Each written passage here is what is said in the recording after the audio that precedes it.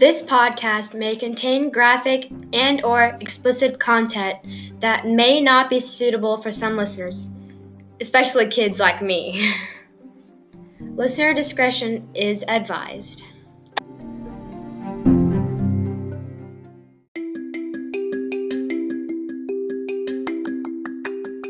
You're listening to the Real Life Podcast, brought to you by the Thin Blue Line for Women. In this podcast, we open up and talk about real life issues as they relate to first responders. It's raw, it's real, and it's about time. I'm Tamara, your host. Thanks for joining me.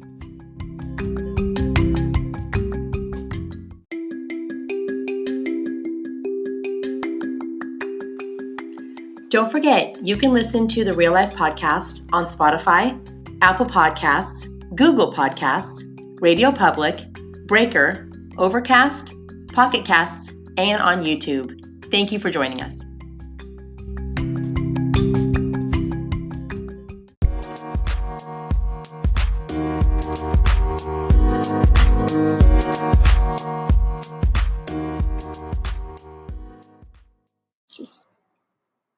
Today I have a very special guest who has quite a story to tell. On December 9th, 2007, while working off-duty security at the New Life Church in Colorado Springs, Colorado, she found herself face-to-face with a man armed with an AR-15, a man who already shot and killed several people. She made the ultimate decision and saved lives. Please join me in welcoming Jeanne Assam. Jeanne, thank you so much for joining me today. My pleasure. Thank you for having me on. You're welcome. Jeanne, this is going to be a hard story for you to retell, but I have a lot of people who want to hear your story who have not heard your story. So please tell us about this incident that happened at the New Life Church in Colorado Springs, Colorado that day. All right. So a lot of people may have read some things on the internet or heard, these forums that are online, but those have been very misconstrued and fabricated. And so I want to thank all the people that are listening today that want to hear the truth, because my goal is to help all of you who have also had to kill somebody. You had no choice but to kill somebody. And, if you're not a sociopath, this is going to affect you. And so this was, as she said, December 9, 2007, 11 years ago. Seems like it was just yesterday. And life-changing event. I was working, I was an off-duty law enforcement officer. So I was had my certification was still current. Everything was good. And just volunteering as part of the church security team. Now, this church is a mega church in Colorado Springs. It had, at that time, about 15,000 members and 2 services. So, each one was divided up. So on that day in December, there was extra people because we had a guest speaker.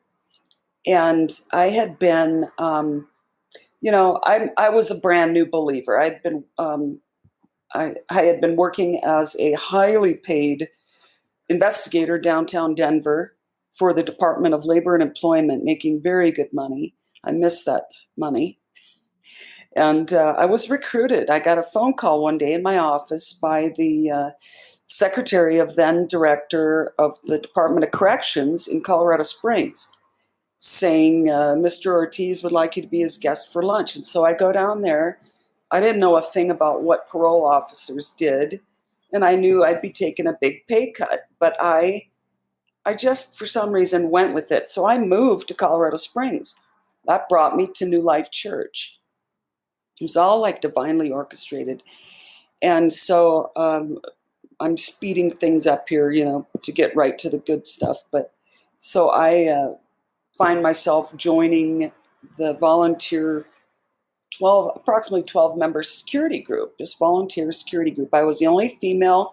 I was the only police officer, and not all of us were armed, but I was asked to be armed, of course, because I was the police officer. And so that day, December 9, I was planning on staying home because I had, just thought I think I need God in my life. And this isn't, this is just, part of who I am. So I decided I was going to try fasting to seek God for who he wanted, what did he want for my life? What direction did he want me to take in my life? Do I stay in law enforcement or do something else? And so I was going to stay home and not go to church that day and serve.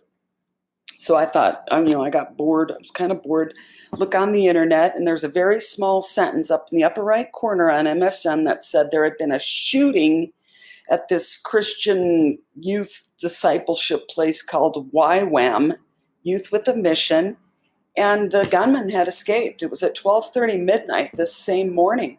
And I just got, you always go with your gut feeling. You always go with your gut feeling because that's your voice telling you, like, this guy is up to no good. That's why we make such good cops. You listen to that voice.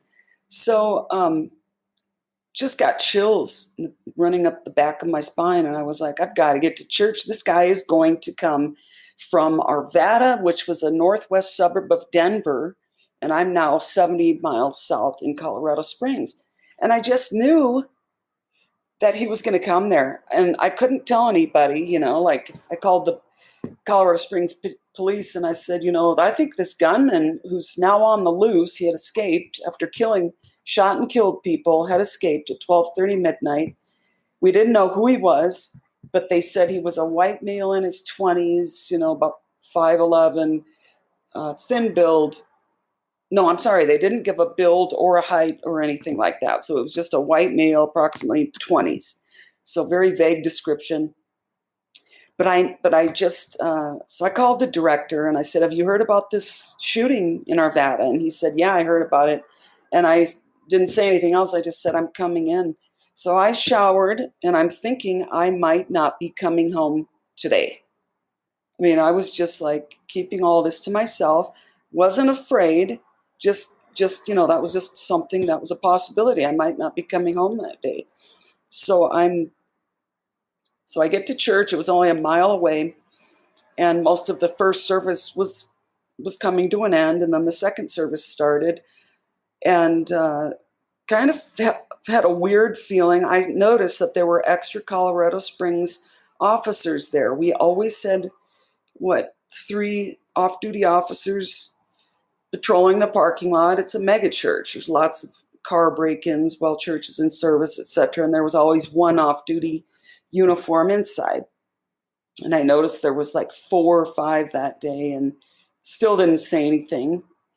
And, like, how do you know this guy's coming? And it's like, oh, God told me, like, how was that going to sound? So didn't say anything. And it's like 12:45 and the service is over, but people are just lingering. And I remember the regular cop that was always there, this older guy, he was like, well, I'm out of here. It was 12:45. And I'm like, really? There's still, so many people here. Because I would always stay till all the people were gone. I mean, when I do a job, I take it very seriously. I do it with excellence. I'm not going to leave when all those people are there. And we had never had an active shooter before. I think the first one we really knew of was Columbine. And I hadn't even moved to Colorado yet when that happened. And so we had never been trained in active shooters or anything. And, I wasn't afraid. I was just watching, I was just going to go with my gut feeling. Like you can tell when you're behind a stolen vehicle. You can just like run the plate. And sure enough, it's stolen. I have a really good sense for that stuff. So I knew that if he did walk in, I would know who it was. I didn't know how he was going to walk in, this gunman. So anyway, cops are pretty good at having a sixth sense, right? Yes. There's no such thing as women's intuition. It's gut instinct, and either you listen to it or you don't. Mm-hmm. Men have it too. Mm-hmm. So all the cops left.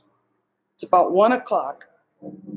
And most of my team left, and there was a Broncos football game on that day. And that's just a possibility why the second service had ended.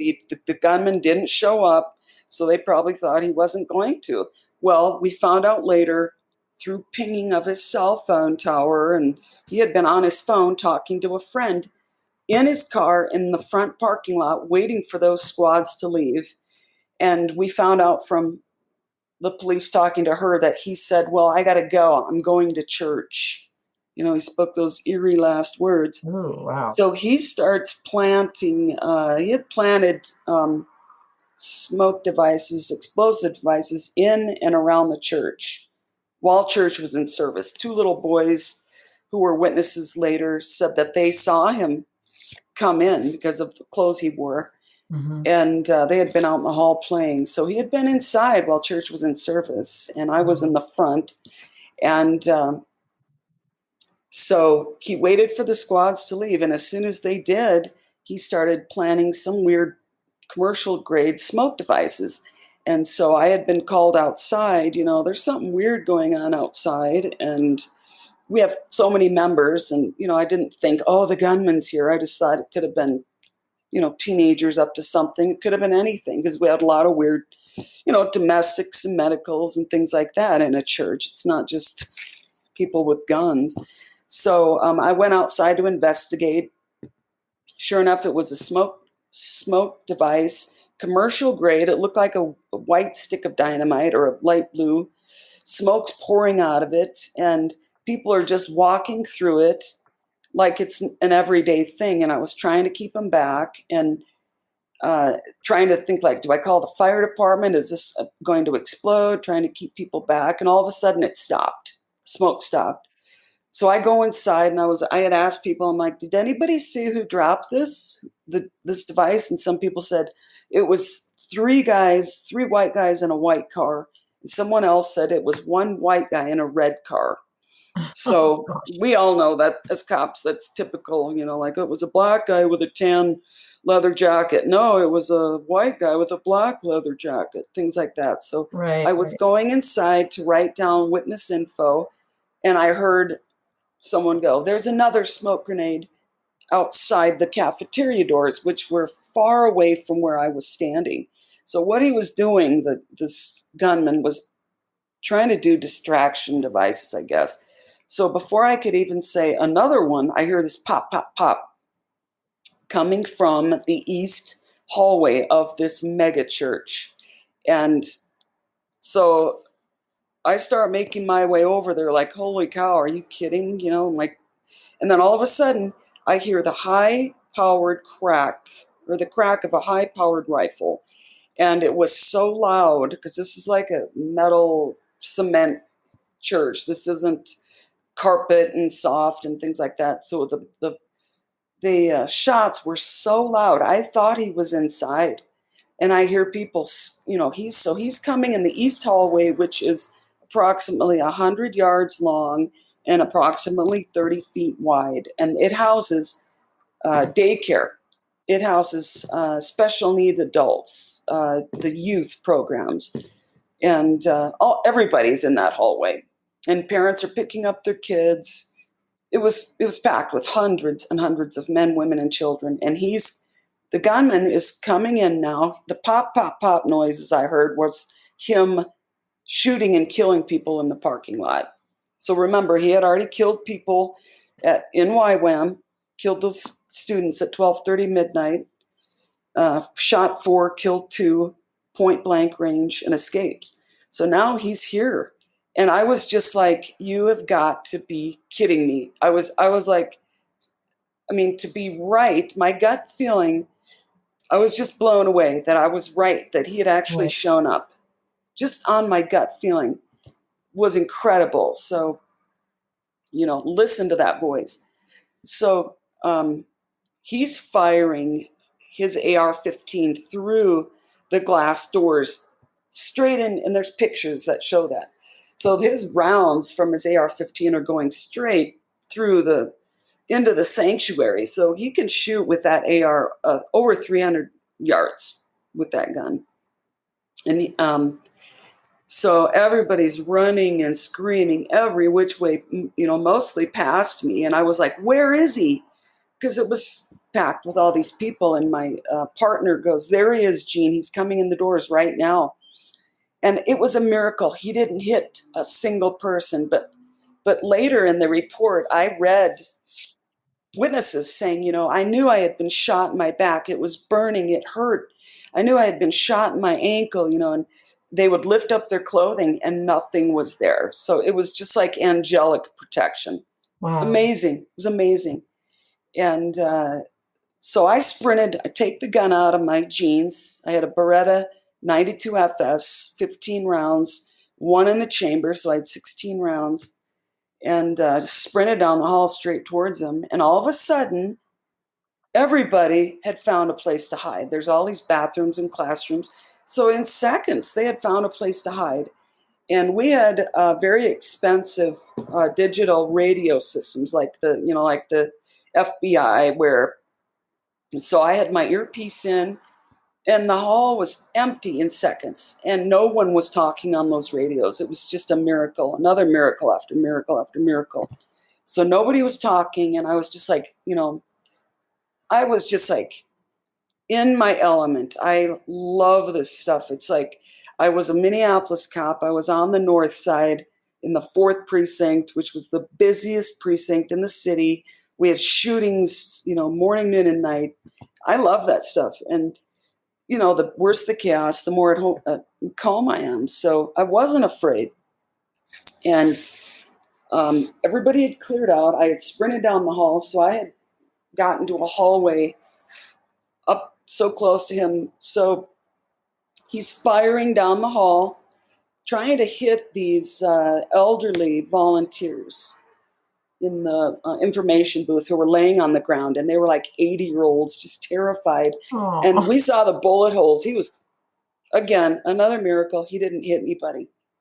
And so I knew I had seconds. I didn't know. I didn't have training. I was just like, God, please just be with me. So I was going to wait for him to come perpendicular to me and just, kill him. So I had my gun in the high ready.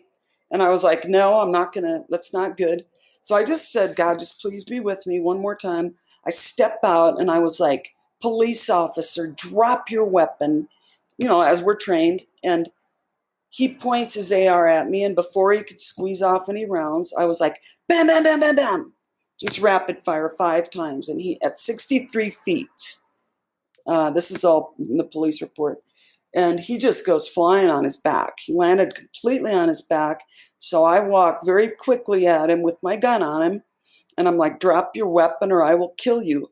Well, he sits up. I didn't know till later that one of my rounds had went through both legs. That was a lucky shot. It just took out both femurs. So he couldn't stand up. But he sat up and he starts shooting at me. So now we're close range. And he missed me. And there were bullet holes in the wall behind where I stood. I saw those later. That was like, holy crap. Oh, yeah. And shot him again. And I hit him and he missed me, of course. And then he tried to crawl down he's bleeding badly. And he tried to crawl down this hallway. And I knew I could not let him get out of sight. I'd have another situation. Mm-hmm. So he's on his back. He props it up against the wall. His AR-15 is pointed down. So I'm like 5 feet from him. And I had seen when he was walking in that he had grenades on he had a weight-bearing vest. He didn't have a bulletproof vest. It was weight-bearing. So he had a backpack on with about 1,700 rounds, fully loaded in these 30-round magazines. And then he had magazines stuffed in that weight-bearing vest that he had on.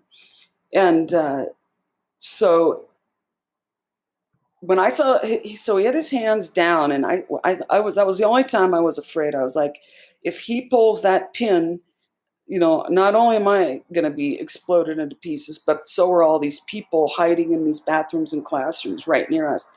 And so I shot him again and hit him in the carotid. And I saw him die. I was less than 5 feet. I don't like hunting, but when you kill an animal or something or a person, you see them. You know that you just killed them. There was no question. So I didn't know till later that he had that backpack on him. And my pastor said, if you would have known he had all that ammunition, would you have gone after him? And it's like, yeah, who cares? He had an AR-15 too. That didn't stop me. So the mindset is what I want people to know. It's like, you cannot give the bad guys so much credibility. You're the cop. You've got the training. You've got the equipment. And I think that's a lot of the reason why cops get so terrified when they're in a shootout. It's like, don't give the bad guy so much credibility. Just, it's you or him. So I didn't have post-traumatic stress from having to kill somebody. It was traumatic seeing all the blood. I got blood on my lower chin and jaw, my shirt, jacket, my blazer, my jeans, my boots, everywhere. Not globs, but blood spatter.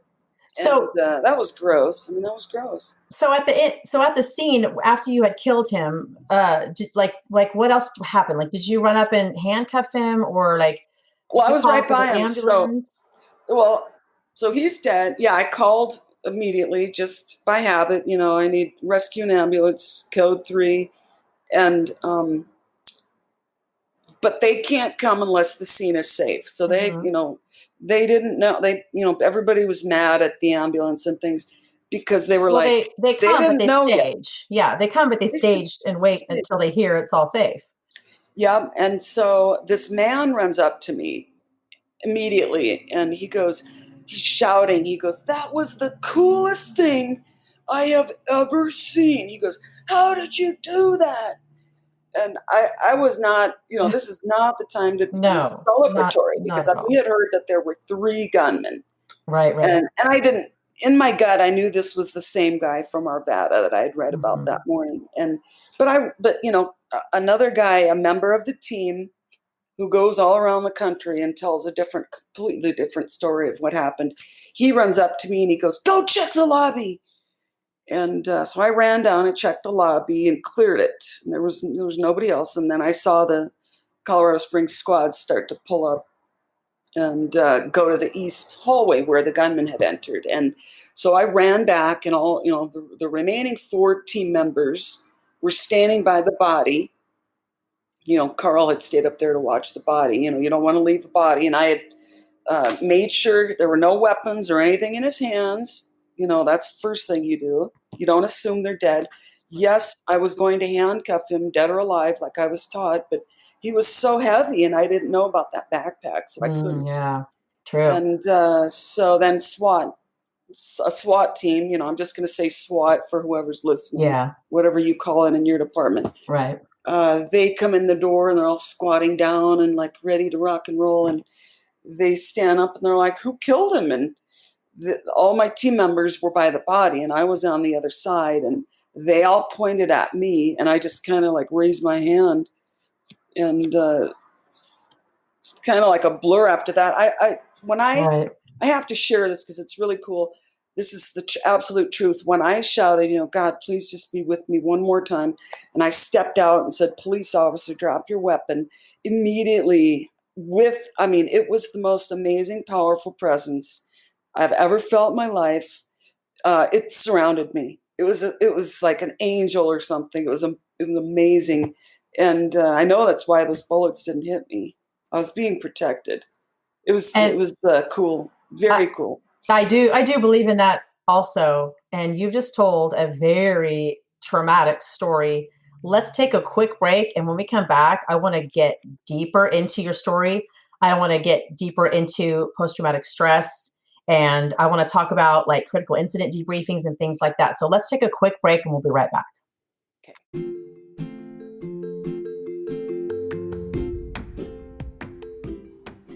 Are you looking for Thin Blue Line gear? It's available on our website at thinbluelineforwomen.com. That's thinblueline, 4, women.com. Show your support for law enforcement and get your Thin Blue Line gear today.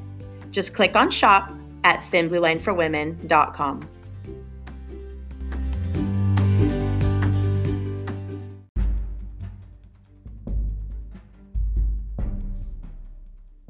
Are you interested in CSI or forensics? The Forensic Science Academy program has been recognized as the premier training program completely dedicated to students who are launching their forensic career. The Academy offers specialized hands-on training modules in basic and advanced crime scene investigation, forensic photography, fingerprint identification and classification, crime scene management, and coroner investigations. Instruction is offered in the form of weekend workshops, online courses, webinars, and seminars. Training at the Academy of Forensic Science will give students the competitive edge employers and agencies are looking for when hiring.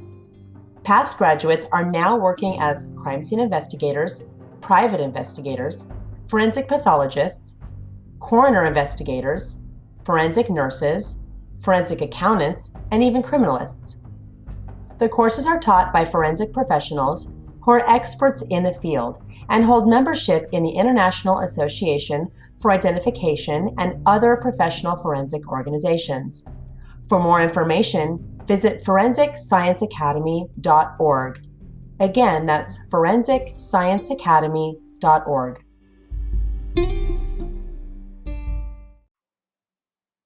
And we're back talking with Jeanne Assam. Oh, that December 9th day, 2007, New Life Church. This was the shooting in Colorado Springs, Colorado. So you just told a story, and it's kind of stressful listening to you talk about it. And I could see in my mind, I could put myself there. You're a very good storyteller, by the way. I can't even imagine doing what you did and being where you were and responding like that. It's very traumatic. And normally after incidents like these, there's a critical incident debriefing. There are chaplains on scene. Did you get any of that response after this? No, I was abandoned. And that was the biggest cause of my post-traumatic stress, was the abandonment. And that hurt a lot because the church, the people at the church really appreciated me, but there was, and the gunman, I didn't learn this till 2011. Why were all those extra police officers, off-duty officers there that day? Well, they knew the gunman had written an email under a pseudonym saying he had wrote the pastor saying he was coming there to kill. And that's why instead of canceling services, the public does not know this stuff. So instead of canceling services, which they should have done, he just had a few more off-duty officers. So the police knew too. Why did they leave knowing he had already killed people in Arvada and he was threatening to come here next? Why would you leave until all those people are safely at home? There were 7,000 plus people there at the time of the shooting. This is by police count. And that's why I was lied about and discredited big time. And that was devastating. So there's, blogs and there's little gossip columns that men do. And they're like, I heard this, I heard that. And just after every incident, and I'm not making light of yours at all, but after every incident, especially Monday morning quarterbacking. Yeah, you took the words right out of my mouth. Oh my gosh. Cops do that to each other, and it's sad. They asked about the sheriffs in Florida. Mm-hmm. And on one CNN or somebody asked me that. And I said, I have to say, I wasn't there. Right. I don't know. You don't do that to each other, people. No, not at all. It is the totality of the circumstances. You cannot just have a 5-minute clip of what happened and say what you would have done. It is the totality of the circumstances. Everybody knows this.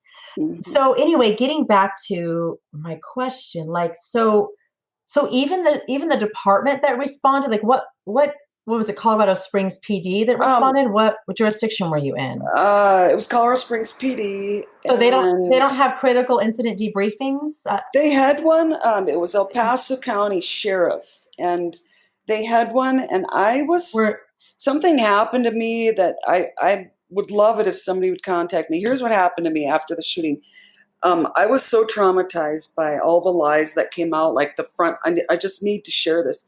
The front page, like on the third or fourth day, said that I was fired for, lying in Minneapolis, which I didn't lie. That was a lie.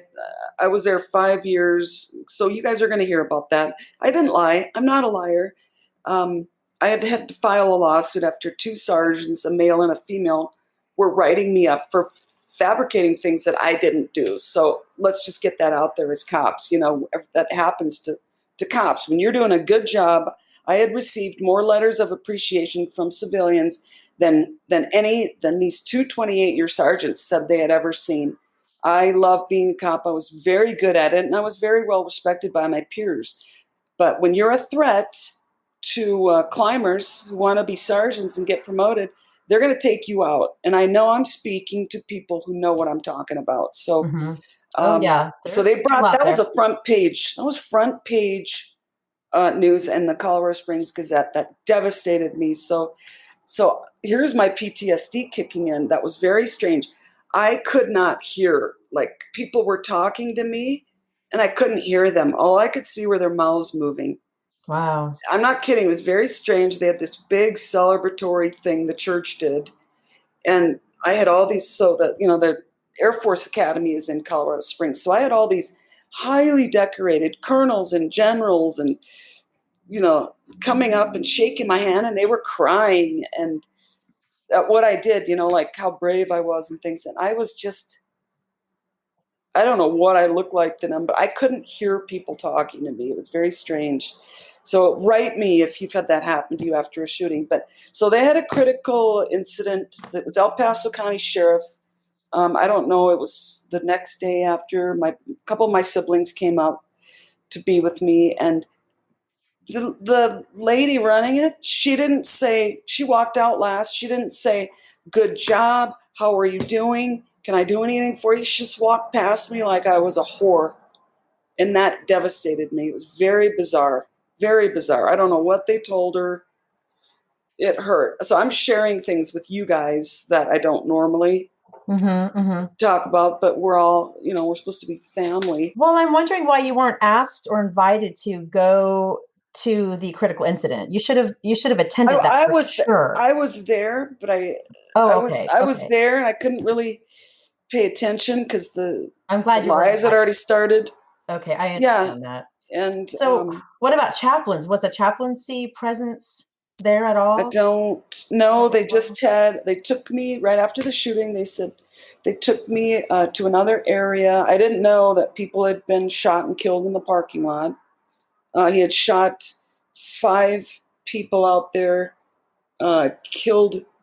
He had targeted a family right away who were getting in their van, shot one sister. She died in her fraternal twin sister's arms. He shot her in the head and the chest. She died in her fraternal twin sister's arms. Shot another sister, shot their father. He didn't die. The other sister died at the hospital. And then he shot another family. They were shot in the shoulder. So different wounds. So a total of 9 people were shot, 4 killed. And I didn't know about the people outside yet. So they took me to another area, and some of the members of my team were like, "Jeanne, do you want to call your family or anything?" And I was like, "No, I'm good." After this had just happened. And then I'm like thinking, oh, this might make the news. And so I'm like, well, okay, I'll call my I have a fraternal twin too. So I called my sister, and I'm like, "Jen." She goes, "What?" And I said, a shooter just came in the church and shot a bunch of people. And she goes, "Holy crap." And I go, "I killed him." She goes, "Holy crap." And I was like, well, gotta go. So that's what I left my poor sister. Well, it sounds like funny, I guess, or weird that you're saying that, but during the stressful moments like that we're not clearly thinking at all. No, this literally went all over the world, like India, France, Germany. Yeah. And so the next day, we had a what do you call it, a press conference. I didn't know what I was in for. Nobody told me, you might want to look nice, and there's going to be a huge room full of media from all over the world. So I come in looking ghetto with just like a striped shirt on and faded blue jeans. And I remember I was in a small room with a high-ranking Colorado Springs official, and he goes, the last thing he said, I was like, what do I say? I don't even know what to say. And he goes, right before I ran out there, he goes, don't tell him you're a cop. That's what he shouted at me. Don't tell him you're a cop. Why and so not? I had not slept. I don't know. Because I made CSPD look bad. They left, right? I mean, is that the reason? Or so I step out there to address the media and not knowing what I was going to say at all. And I was just like kind of stuttering, and I just started talking, and, I don't know how I sounded, but I had to tell the truth. I had to say how God protected me, and I was scared because I thought, I'm going to sound like a freak. I was a brand new believer, but I had to. I was like, I'm basically alive because God protected me. I had to. I think you're going to find that a lot of people listening right now are believers.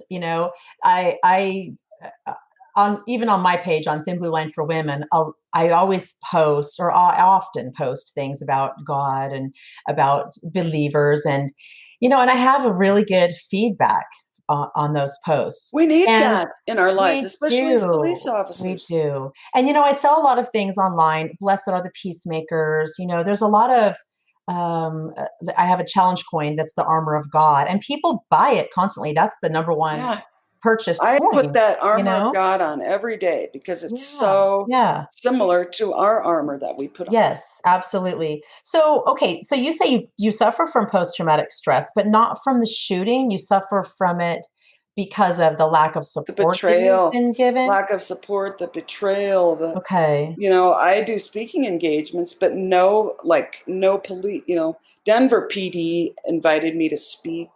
I was still kind of messed up, but, and some church groups invite me to speak, not churches, but church security groups. And it's like, what about my fellow officers, man? That's my family. That's supposed to be my family, but that has hurt me, especially I hate it when they say, why don't you teach women how to shoot? And it's like, why women? Why not both men and women? I'm a good shot. Do you know I was a Minneapolis range instructor? I was a Minneapolis range instructor. Awesome. And that wasn't printed. That was, it's like, I'm a good shot. There's nothing wrong with saying that. That's the truth. I'm going to toot my own horn for 30 seconds here. When I was in the academy, there was 1 year only, that I was at the top of the entire, because we used to qualify every, like 3 times a year. So every 4 months. And I was the only female in the department to get 100% that qualification period. And I was happy about that. I mean, I felt good. I'm a good shot. I love shooting. Anyway, so is there anything that you learned from this incident? Like, you talked a little bit about the mindset, like, can you tell anyone about that? Like, just be there for each other. I mean, women are cool. We are supposed to, I like the team of men and women. We're men have the physical strength, women have the internal strength, and it's like, we're supposed to be partners here, guys. Don't leave each other out. Like, women here, men there. It's like, you're my brothers. Right. You're my sisters. Where were you when I needed you? Where were you? Where are you right now? I've contacted the agencies out here, like Rocky Mountain Law Enforcement, the women. They just kind of blew me off, and it's like, are you listening to the gossip? Or are you going to listen to me? Why would I, I don't make up anything. I have no reason to make up anything. I had to kill that guy. That's not something you make up. I was less than 5 feet from him. I got his blood all over me. I need you guys to have somebody to talk to, like we all do. Right. I need you to support me. I need work. Support. I applied to all these different police agencies. And no, they wouldn't even background me because of the Minneapolis crap. It's like, why don't you at least background me and see that I didn't lie about calling a bus driver an asshole. That's not something you get fired for.